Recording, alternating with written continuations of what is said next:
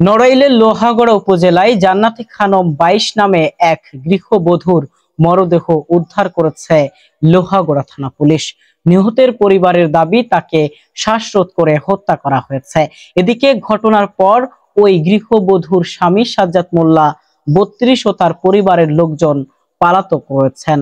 6 October সোমবার সন্ধ্যার দিকে ওই গৃহবধূর শ্বশুরবাড়ি উপজেলার চরশালনগর গ্রাম থেকে মরদেহটি উদ্ধার করে লোহাগড়া থানা পুলিশ।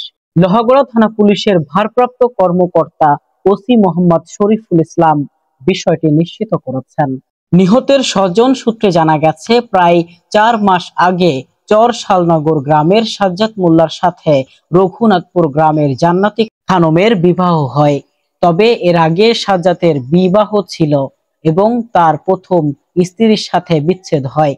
তা গোপন রেখে সাজ্জাদ ও তার পরিবার পরে গত 2 অক্টোবর বৃহস্পতিবার দুর্গাপূজা উপলক্ষে শালনগর ইউনিয়নের শিয়রবর মধুমতি নদীতে নৌকা বাইচ ও নদী পাড়ে মেলা দেখার উদ্দেশ্যে ওই গৃহবধূ শ্বশুর বাড়ি চরশালনগর থেকে বাবার বাড়ি রঘুনাথপুর আসেন।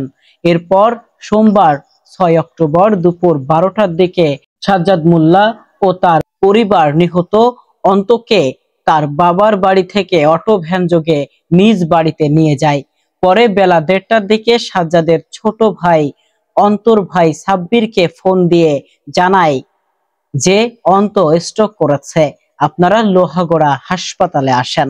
এরপর অন্তর পিতা লোহাগড়া উপজেলা স্বাস্থ্য কমপ্লেক্সে গিয়ে মেয়েকে খুঁজে না পেয়ে বিকেলের দিকে জামাই সাজ্জাদ মোল্লার বাড়িতে যান। সেখানে গিয়ে একটি ভ্যানের উপর অন্তকে মৃত অবস্থায় পড়ে থাকতে দেখেন। পরে পুলিশে খবর দিলে সন্ধ্যার দিকে লোহাগড়া থানা পুলিশের একটি দল মরদেহ উদ্ধার করে থানায় নিয়ে আসে।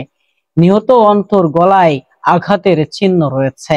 সোমবার রাতে লোহাগড়া থানায় নিহতের পরিবারের লোকজনের সাথে কথা হলে তারা জানান, অন্তকে শ্বাসরোধ করে হত্যা করে সাজ্জাদ ও তার পরিবারের লোকজন পালিয়ে গেছে।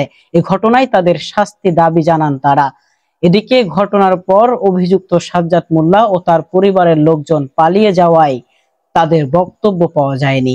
এ বিষয়ে লোহাগড়া থানার ভারপ্রাপ্ত কর্মকর্তা ওসি মোহাম্মদ শরীফুল ইসলাম বলেন, মরদেহটি ময়নাতদন্তের জন্য নড়াইল সদর হাসপাতালে পাঠানো হচ্ছে। ময়নাতদন্ত শেষে মরদেহ পরিবারের কাছে হস্তান্তর করা হবে। এছাড়া নিহতের পরিবারের অভিযোগের ভিত্তিতে পরবর্তী আইনি ব্যবস্থা নেওয়া হবে।